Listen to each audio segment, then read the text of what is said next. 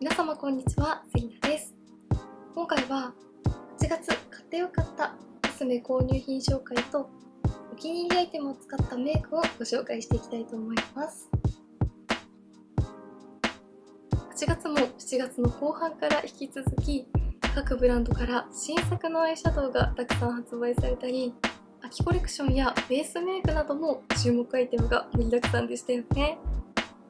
今回も8月に動画内でご紹介させていただいたアイテムを簡単におさらいした後に、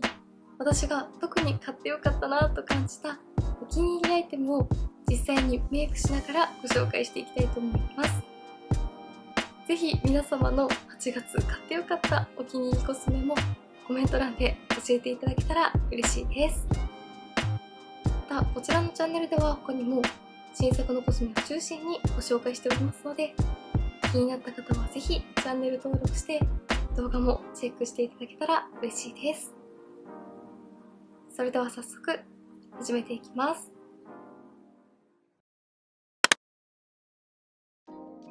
それでは8月に購入した新作コスメをご紹介していきます。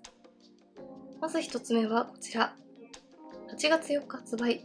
シャネルフォールウィンター2023コレクションより数量限定のルスールデキノックス797と798、オンブルプルミエールリーブル402、406、408、そしてルージュコーブルームの新色150をご紹介しました。リップ以外はすべて数量限定アイテムですが、現時点では公式のオンラインブティックでもカートに入りました。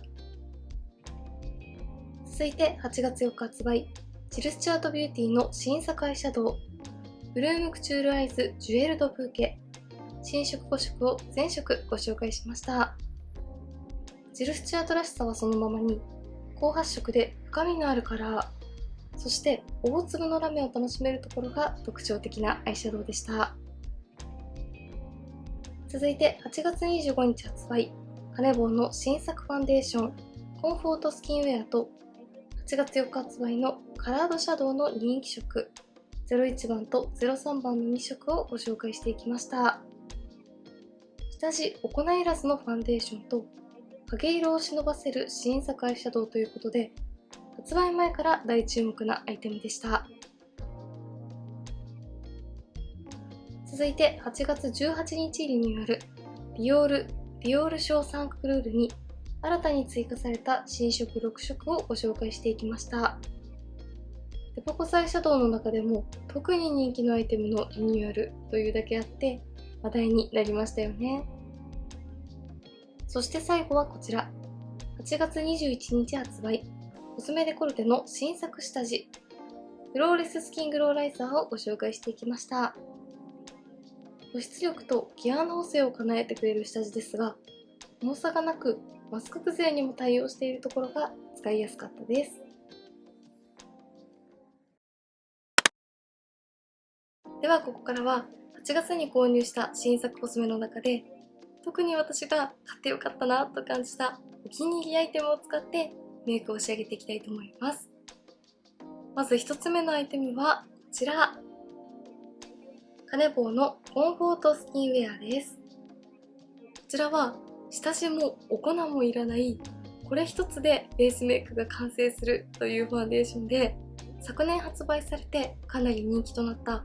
同じカネボウのライブリースキンウェアというファンデーションよりもさらにカバー力が高まったということで発売前から話題になっていたアイテムでした。質感としてはとても軽くて肌にピタッと密着してくれるようなタイプなので、特にとても気温が高くて崩れが気になった今年の夏にも重さを感じることなく使いやすかったのに、下地なしでも綺麗にファンデーションが肌に伸び広がるところがとてもすごいなと思ったポイントです。こういった軽くて肌に密着してくれて汗や皮脂崩れに強いタイプのファンデーションはどうしても肌への密着感が高い分ファンデーションが伸ばしにくかったり、下地でコントロールしないと少しパサついてしまうというアイテムもありますが、カネボウのコンフォートスキンウェアは下地なしでも寝不足の肌でも綺麗に伸び広がってファンデーションが浮かずに密着してくれたので、肌が不調であまりベースメイクを重ねたくないという時や、しっかりと崩れ対策をしたいという時にもおすすめでした。質感も崩れにくさもお気に入りだったので、8月はこちらのファンデーションばかり使っていました。では実際にこちらのファンデーションを使ってベースメイクを仕上げていきたいと思います。下地などは塗っていない状態の肌に伸ばしていきます。こんな感じで下地なしでも肌の上にスルスルと伸びてくれて、しっかりと肌に密着してくれます。本当に伸ばしやすくて塗りやすいファンデーションです。はい、こちら側半分にカネボウのコンフォートスキンウェア、下地なしで塗っている状態です。何も塗っていない肌の方と比較しても厚塗り感や重さは出ていませんが、ファンデーションだけでもしっかりと肌の赤みや色ムラなどもカバーしてくれていますよね。近くで見てもこんな感じで、意外としっかりとカバー力を感じられるので、気になる部分にだけしっかりとコンシーラーと組み合わせて使ってあげれば十分なカバー力かなと思います。そして肌表面はまだお粉を塗っていない状態ですが、すでにさらりとしていてベタつき感を全く感じないような仕上がりです。これだけ密着力が高くてさらりとしているのに、下地なしで塗っても全然毛穴落ちをしてしまったり、ファンデーションがたまる感じがしないところがものすごくいいなと思います。重ねても厚塗り感が出ない素肌のままカバー力を上げたような仕上がりで、肌に密着して汗や皮脂崩れに強いけれど下地なしでも綺麗に伸ばすことができるファンデーションを探しているという方にとてもおすすめです。こちらのファンデーションは今月購入した中でも特にお気に入りになったアイテムでした。はい、こちら側半分も下地なしでカネボウのコンフォートスキンウェアで仕上げて、ニキビ跡など気になる部分にはこちら RMK のフローレスカバーコンシーラーでカバーした後、パウダーなしでも快適に過ごせますが、今回はこの後パウダータイプのチークやアイシャドウなどを使ってメイクを仕上げていくので、上からこちらのローラ・メルシェのルースセッティングパウダートランスルーセントを塗って仕上げました。個人的にはこういった少しカバー力が高めのパウダーと組み合わせると、よりファンデーションが綺麗に仕上がっておすすめです。その他アイブロウやアイライナー、マスカラまで仕上げたので、続いてはアイシャドウをご紹介していきます。7月の後半から8月にかけて各ブランド新作のアイシャドウがたくさん発売されて、どのブランドもカラーが可愛いのはもちろんですが、質感にもそれぞれの特徴があって、どれも良くてものすごく悩みましたが、今回はこちらディオールのディオールショーサンアクルール637のレッドタータンと、ジルスチャートビューティーのブルームクチュールアイズジュエルドブーケ01番シンビジウムカメオの2つに絞りました。まず今期の新作アイシャドウの中でも特に注目度の高かったこちらのディオールショーサンクルールは、新たに加わった新色6色をご紹介させていただきましたが、新色6色のうちでもカラーごとに発色や質感が異なって、高発色なマットタイプをしっかりと楽しめるパレットや、大粒のラメを楽しめるパレット、パールによる濡れたようなツヤ感が楽しめるパレットなど、カラーの他にも様々な質感が楽しめました。343のカーキのパレットも全体的にパールによるツヤが効いていて、ナチュラルな発色でパレットの見た目よりもかなり使いやすかったところがお気に入りでしたが、こちらのレッドタータンは特にこの左下のツヤカラーがものすごく可愛くて、新作のアイシャドウの中でも特に手が伸びるパレットだったので、今回はこちらをセレクトしました。全体的にレッド系のカラーで構成されているパレットですが、こちらの2色のように絶妙なレッドニュアンスを感じるようなブラウンカラーも入っていたりと、意外と組み合わせ方次第でベーシックにも使えるところがお気に入りポイントで、こういったレッドニュアンスのブラウンカラーは少しパープルっぽい色味に発色してしまうものも多いですが、こちらのレッドタータンのパレットはパープルによらずにレッドのニュアンスのまま深みが出せるところがものすごく絶妙だなと思っています。ではまずこちら側半分にディオールのディオールショーサンクルール673のレッドタータンを使ってメイクを仕上げていきたいと思います。まず左下のカラーを指に取ってアイホール全体にのせていきます。本当にこちらの左下のカラーがお気に入りで、このカラー一色で仕上げたりベースに使用することがとても多いです。このパールのツヤ感で綺麗な立体感と深みが出るところがものすごく好きです。続いて中央のカラーをディオールのバックステージアイシャドウブラシ S に取って、上まぶたの目を開けた時にカラーが見える位置まで薄く重ねていきます。ベースに少しレッドのニュアンスを感じるようなブラウン系のツヤカラーを仕込んでいるので、上からこのマットのレッドを薄く発色させることで絶妙なレッドニュアンスが加わって色っぽい目元に見せてくれます。ベースにブラウン系を仕込んでおくとレッドのニュアンスが強く出すぎないので、より使いやすく感じると思います。続いて右上のカラーをブラシに取って、上まぶたの目尻3分の1に締め色としてのせていきます。しっかりと発色してくれるタイプなので、高発色のアイシャドウが好きという方に特におすすめなカラーです。続いて右下のカラーと右上のカラーを合わせて、下まぶたのまつげの際にのせていきます。右下のレッドは意外とピンク寄りの発色で明るめなので、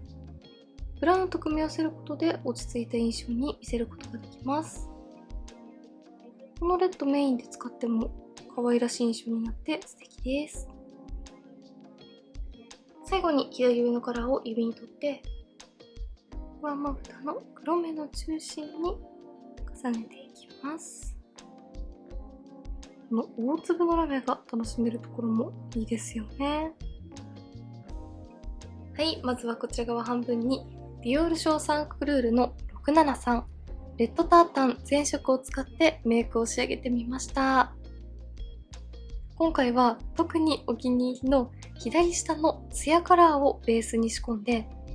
レッドニュアンスを強く出すというよりもブラウンの中にほんのりとレッドを効かせたようなメイクに仕上げてみました。本当にこのベースに仕込んだツヤのカラーが一色でも目元を立体的に見せてくれて深みも出してくれるので、一色でアイメイクを簡単に仕上げたいという時にもおすすめで、今回のように上からレッドをほんのりと重ねてニュアンスをプラスするのにもとても可愛いです。ディオールらしい高発色でツヤによる立体感も感じられるようなパレットです。ブラウン系のアイシャドウの中でも少しアクセントが欲しいという時にもおすすめです。では続いてもう一つのお気に入りアイシャドウ、ジルスチュアートビューティーのブルームクチュールアイズジュエルドブーケ01番の新ビジウムカメオです。新たに追加されたこちらのジュエルドブーケタイプは、ジルスチャートのアイシャドウの中でも特に高発色でくすみ感と深みのある大人っぽいカラーニュアンスが特徴的でした。その中でも特にこの01番の新ビジウムカメオはくすみニュアンスの落ち着いたピンクベージュでまとまっていたので、ジルスチャートらしいニュアンスをそのままに大人っぽさも兼ね備えているところがとても素敵だなと感じました。そして何よりもこちらのパレットもこの中央のカラーの大粒ラメがものすごく綺麗だったので、しっかりとした大粒のラメアイシャドウが好きという方にも特におすすめです。ではこちら側半分に使っていきたいと思います。まずこちら左の B のカラーを指に取ってアイホール全体にベースとして塗っていきます。この B のスフレブライトカラーはしっとりとした粉質でアイシャドウのベースとしての役割も果たしてくれるタイプです。続いて D のカラーを指に取ってアイホール全体にのせていきます。少しだけパープルのニュアンスも感じるような落ち着いたピンクベージュ系のカラーがとても絶妙です。続いて E のカラーを指に取って上まぶたの目尻3分の1に締め色として塗っていきます。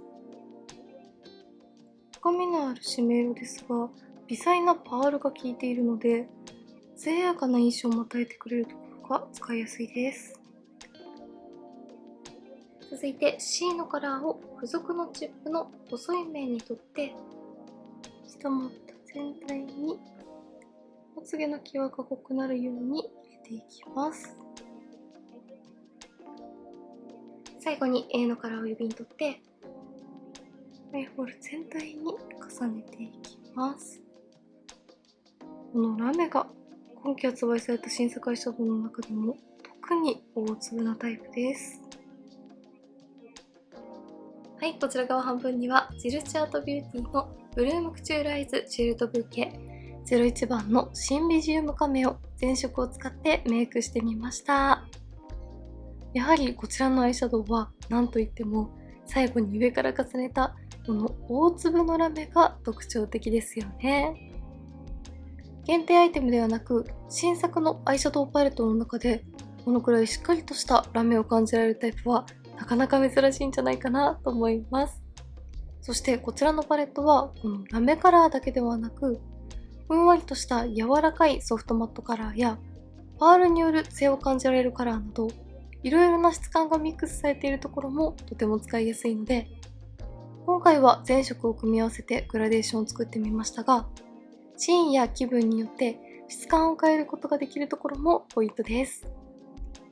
この少しパープルのニュアンスを感じられる柔らかいピンクベージュが大人っぽさとジルスチャートらしさを兼ね備えていてとても可愛いなと思います。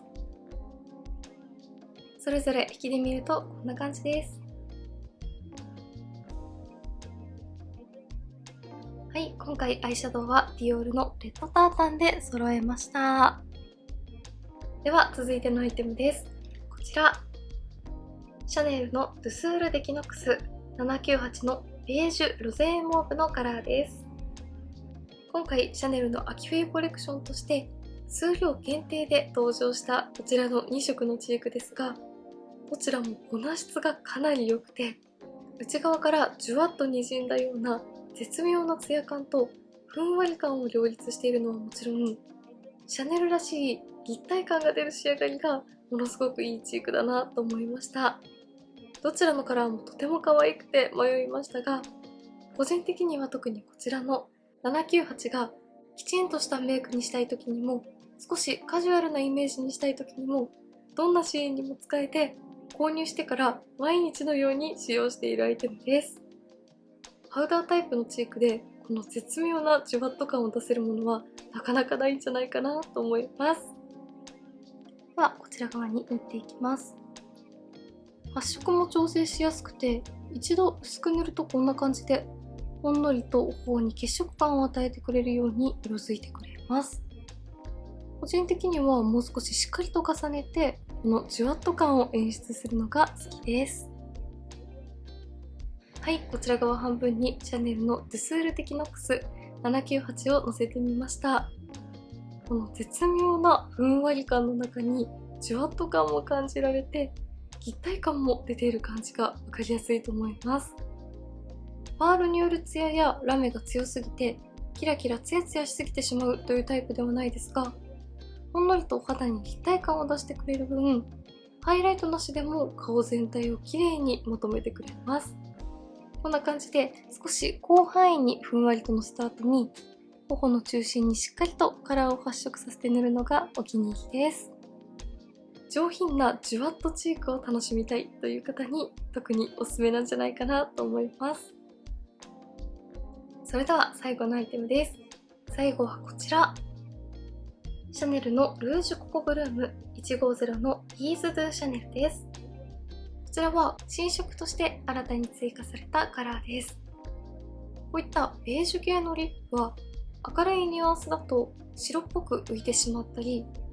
逆に深みがあるとブラウンっぽい発色になってしまったりなど、なかなか絶妙なニュアンスが難しいところですが、こちらの150のビーズドゥシャネルは明るいニュアンスなのに白っぽくならなくて絶妙なオレンジベージュのカラーがものすごく可愛かったです。この絶妙なカラーニュアンスももちろんですが、ルージュココブルームシリーズのぷっくりとしたブランプ効果も相まって唇に立体感を出してくれるところも使いやすかったです。ではのせていきます。ブランプ効果があるタイプのリップですが、清涼感などは感じないタイプです。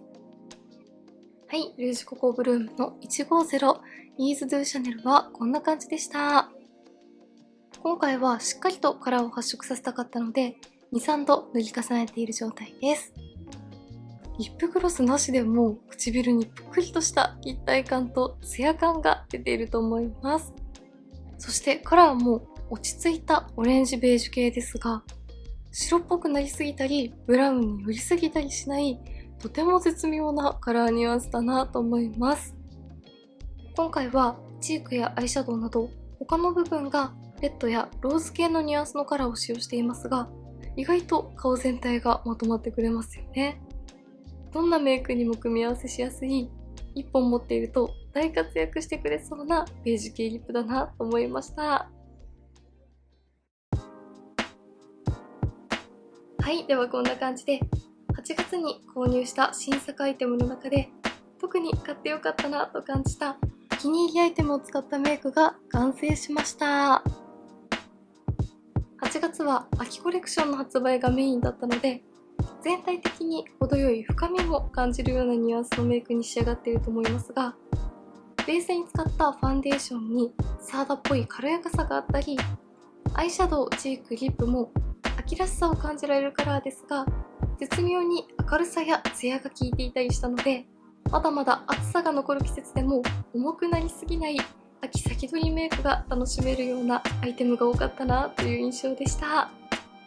ぜひ皆様の8月買ってよかったお気に入りコスメもコメント欄で教えていただけたら嬉しいです。メイクについてのご質問やこんな動画が見たいなどございましたら、お気軽にコメントやチャンネル登録していただけると嬉しいです。それでは最後まで